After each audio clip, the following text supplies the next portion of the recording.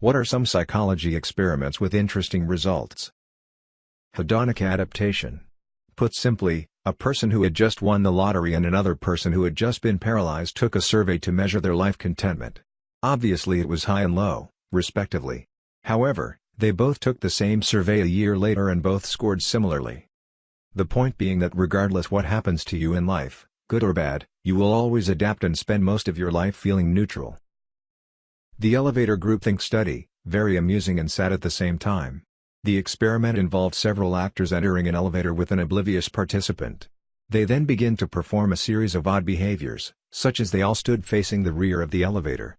Inevitably, everyone else who got on ended up also facing the rear so as not to stand out from the rest. The study demonstrates how easily people succumb to group pressure to behave in a certain way. There was an experiment to measure the dopamine, happiness, hit your brain takes when eating something you're craving. The dopamine builds with the anticipation and peaks right as you take the first bite. Then, after the first moment it's in your mouth, the dopamine levels begin to decrease. This showed that many times we are desiring, edited to show the distinction made by poster below, the attainment of the thing more than the thing itself. Edit, not to proselytize, but this corresponds somewhat to the Buddhist principle of unsatisfactory desire. It's very interesting. Disappointed this isn't in the top comments, will probably get buried. Michael of Vsauce fame teamed up with a group of PhD candidates in the psychology department of McGill for his show Minefield. They recruited 3 kids with different disorders, eczema with skin-picking disorder, ADHD, and chronic migraines after a concussion. The kids were each told they were going to be the first to receive a new experimental treatment for their condition, which consisted of putting them into a fake, non-functional MRI machine. Before doing so, they told them that the machine had the power to help them heal their brain.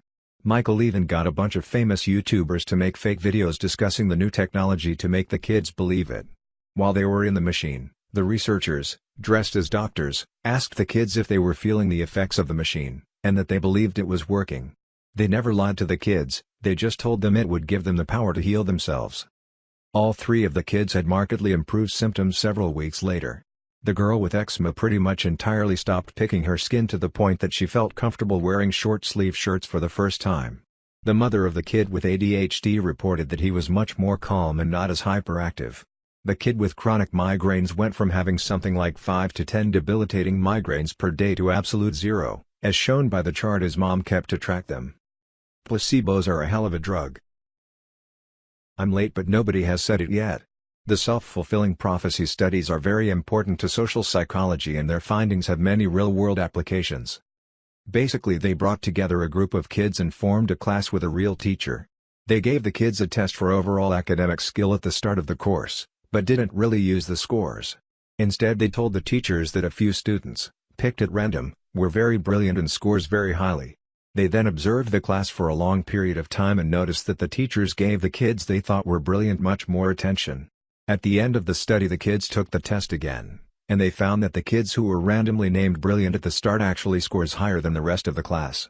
The kids, again, at the start didn't score any different from the rest of the class, but through the self-fulfilling prophecy they became the best in their class. This obviously has tons of application in the world and especially education. The monster experiment. Although it is horrible how they left the children with mental health issues at the end, this experiment gave very good insight to how to parent a child. On this experiment, they took groups of orphaned children and separated them into 3 groups. One was the control, the second were told they has a lips and were doing bad, and the third was told that their speech was perfect. As the experiment went on, Group 2 began developing lisps after being berated constantly. They became shy and reserved. They were scared to speak because they didn't want to get in trouble because of their poor speaking skills. Group 3, however, had the opposite happen. They talked better, they were more willing to improve. They were encouraged to keep speaking and told that their speech was amazing and perfect. By the end of the experiment, they had one group with no change, one group with now mentally ill children with a speech impediment, and one group with great speaking skills. It truly shows that encouraging children is the way to go and that verbal abuse can be just as, if not more, harmful as physical abuse. Not entirely sure it fits into the category but the Rosenhan experiment. 13 people feigned mental illnesses to get into mental hospitals and all were admitted with different diagnoses. They then assumed their normal personalities but to be released they all had to admit that they were mentally ill. There was a second part where a hospital challenged Rosenhan to send multiple fake patients to the hospital and they would rate their patients on a scale of whether they think they were faking. They identified many possible fakers, but Rosenhan in fact hadn't sent anyone. The Monopolies study by Paul Piff. He basically brought two strangers into the lab together and had them play a game of Monopoly together. He randomly assigned one participant to start the game with twice as much money than the other, and that participant also got to roll both dice to get around the board, i.e., the other participant started with half the money and could only roll one dice. At the end of the game, when he asked the participants who started with more money why he won the game, they would chalk it up to their excellent strategy and gamesmanship rather than the fact that they had started the game with way more resources. It says a lot about how we deal with being born into a privileged state. The Three Christs of Ypsilanti. Psychologist forces three people who believe that they are Jesus Christ to live together. It does not go well. The psychologist, Milton Rokeach, had heard of a case where two women who believed that they were Mary, Mother of Christ, were forced to live together and one of them broke free from their delusion.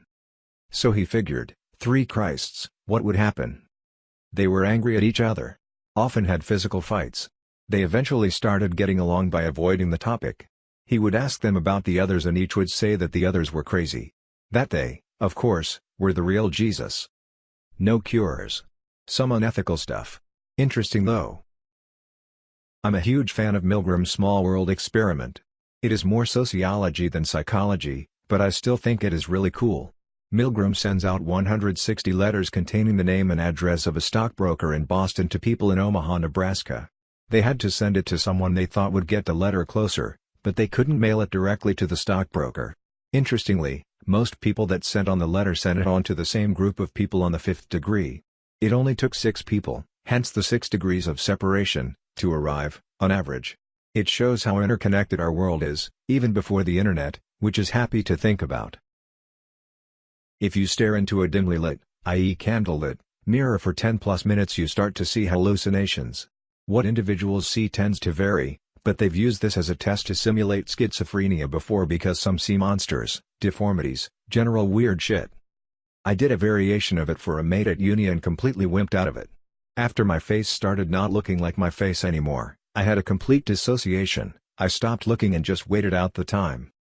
Edit. I can't find the exact study as I don't have journal access anymore, but here's a decent summary of it in layman's terms. Edit 2. This is a weird visual trick that your brain can play on you, but the effects can seem super real, so maybe don't do this if you are susceptible to hallucinations, are a wimp with this kinda shit like me. Edit 3. Thanks for the gold. And yes, it is basically a scientific Bloody Mary. Reconsolidation. When you retrieve a memory from your long-term memory, it is susceptible to being manipulated. This can lead to memories being totally changed from the source. This is why eyewitness accounts cannot be fully seen as true. This knowledge is also being used to help people with PTSD by changing the negative memories they have of their particular trauma. The influence of the color red in sports. Judges were shown a video of a taekwondo match and awarded more points to the red competitor, versus the blue competitor. When the colors were digitally reversed, judges awarded more points to the other, now red, competitor. Edit. Since there's a lot more interest than I expected, here's some more info. Red may be a signal of dominance, as reddened skin is associated with higher testosterone, or possibly higher fertility in women. Wearing red may induce intrinsic psychological effects which increase dominance in addition to altering the perception of others. Researchers found that putting red leg bands on birds increased dominant behavior, as they took the lion's share of the food. For my psychology degree dissertation, I presented photos of men to be rated on a scale of friendly, 0, to threatening, 10. Men received a higher threat score if I photoshopped their t-shirt to be red smile. Edit 2. Thank you for the gold award smile. There have been some experiments conducted, but the negativity effect/negativity bias is really sad to me. https://n.wikipedia.org/wiki/negativity_bias. It basically says that negative things have a greater emotional and psychological toll on our health than positive/neutral things. So you got an A on a test, that's great. But you totally fail a test, and the world crumbles and it's a total disaster. 100 things can go right and work perfectly throughout the day, but it goes totally undetected in our minds. Then someone cuts us off in traffic and we fume and rage. I learned about this theory almost 3 years ago and think about it all the time. Reminds me to appreciate and notice the many little things in my day that do go right. Mice were put on two sides of a wall with a door in. Only the right mouse could open the door. Slowly, they filled the left mouse's room with water, and eventually one right mouse saw them in danger. They opened the door. However, mice that had previously been on the left side and were now on the right, mice who had previously been wetted, opened the door considerably faster because they knew how unpleasant it was to be in the other scenario. Basically, mice have empathy. Link here, http://www.bbc.com/earth/story/20150514 rats save mates from drowning. One time I participated in a paid research experiment. I was basically tricked into thinking I was drunk. I was placed in a room with two other people and we were instructed to drink vodka with cranberry juice over a period of time while we socialized. After we drank, I was placed in a room where I had to read some flashing words on a computer. I felt pretty drunk at this point. When the researcher came back into the room, he gave me my car keys and said I was never actually given alcohol. He briefly told me that because I was anticipating drinking for this experiment, that my brain had tricked me into feeling the effects of being intoxicated. I immediately snapped out of it and was completely amazed at how I felt. I don't know the name of it, but apparently two people become closer if they survive through something together. Not even actual surviving death scenarios, but anything that has you on your toes and heart racing, like a roller coaster. Had to look it up, because I remember hearing about this one.